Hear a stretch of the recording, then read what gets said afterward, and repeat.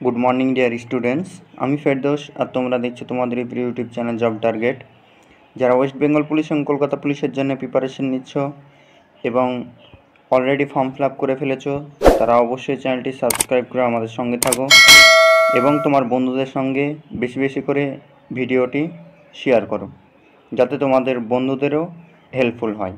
এছাড়াও আমি সোম থেকে শনি পর্যন্ত সকাল 7:30টার সময় আমি বিগত বছরের কোশ্চেন এবং আপকামিং ইম্পর্টেন্ট কোশ্চেনগুলি নিয়ে আলোচনা করে থাকি। এছাড়াও যে কোনো force related A to Z queries সমস্ত আপডেট আমি দিয়ে থাকি, তোমরা পেয়ে যাবে এই চ্যানেল থেকে। তো যারা এখনও পর্যন্ত সাবস্ক্রাইব করে রাখোনি, অবশ্যই চ্যানেলটি সাবস্ক্রাইব করে আমাদের সঙ্গে থাকো। তো চলো বেশি কথা না বাড়িয়ে আজকের সেশন শুরু করা যাক। আজকের সেশনের ফার্স্ট কোশ্চেন, ক্যাডি শব্দটি কোন খেলার সঙ্গে সম্পর্কিত? খেলা সম্পর্কিত অনেক শব্দ আছে, সেই শব্দগুলো বিগত বছরের কোশ্চেনগুলি ঘাটাঘাটি করলে তোমরা দেখতে পেয়ে যাবে যে কোন শব্দটা কিসের সঙ্গে যুক্ত। এরকম কোশ্চেন আসছে। Option A golf, option B basketball, option C cricket, option D lawn tennis. তো এখানে সঠিক অ্যান্সার হয়ে যাবে option A golf. Next question number 2 বলা আছে, যে বল দ্বারা পৃথিবী কোনো বস্তুকে নিজ কেন্দ্রের দিকে আকর্ষণ করে তাকে ওই বস্তুর কি বলা হয়? কোশ্চেনটা ভালো করে শুনবে এবং ভালো করে দেখবে, তারপরে অ্যান্সার করতে যাবে। অ্যান্সার তুমি ফার্স্টেই পৃথিবী যে বস্তুকে নিজ কেন্দ্রের দিকে টানে আকর্ষণ করে আর তুমি সঙ্গে সঙ্গে অভিকর্ষজ ত্বরণ করে দিবে, তখনই তোমাদের ভুল হয়ে যাবে। আর এইরকম কনফিউশনাল কোশ্চেনই দিয়ে থাকে ডাব্লিউবিপির যে এক্সাম এবং কলকাতার এক্সাম, অর্থাৎ পিআরপি বোর্ড যে কোশ্চেনগুলোই করে এরকম কোয়ালিটিরই দিয়ে থাকে।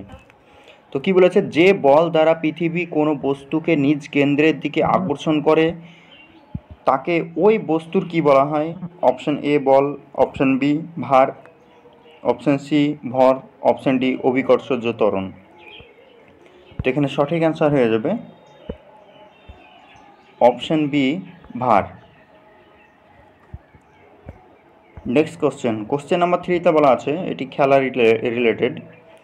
2023 সালে মহিলা U19 T20 বিশ্বকাপ কোন দেশে আয়োজিত হয়েছিল? অপশান এ দক্ষিণ Africa, option B Sri Lanka, option C Bharat, option D England. তো এখানে সঠিক অ্যান্সার হয়ে যাবে অপশান এ দক্ষিণ আফ্রিকা। নেক্সট কোশ্চেন নাম্বার 4 বলা আছে, কর্পূরকে উত্তপ্ত করলে তরলে পরিণত না হয়ে সরাসরি বাষ্পে পরিণত হওয়াকে কি বলা হয়? এটি একটি সায়েন্স রিলেটেড কোশ্চেন।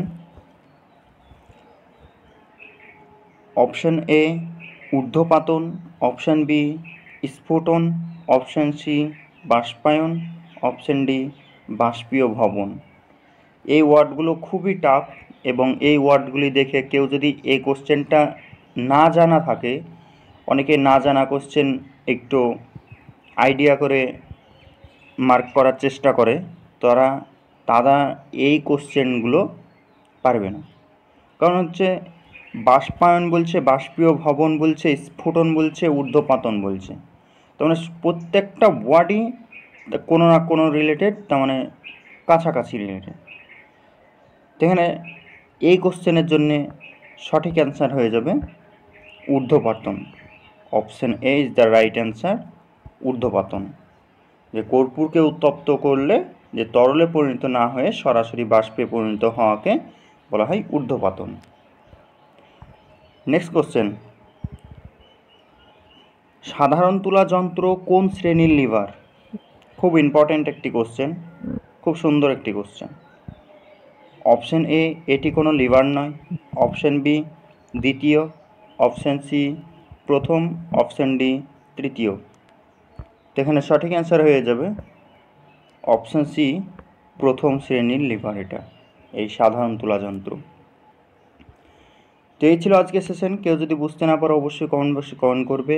যারা নতুন রয়েছে এই চ্যানেলে ফার্স্ট ভিজিট করছো, তারা অবশ্যই চ্যানেলটি সাবস্ক্রাইব করে আমাদের সঙ্গে থাকবে এবং তোমার বন্ধুদের সঙ্গে ভিডিওটি বেশি বেশি করে শেয়ার করে দিবে, যাতে তাদেরও হেল্পফুল হয়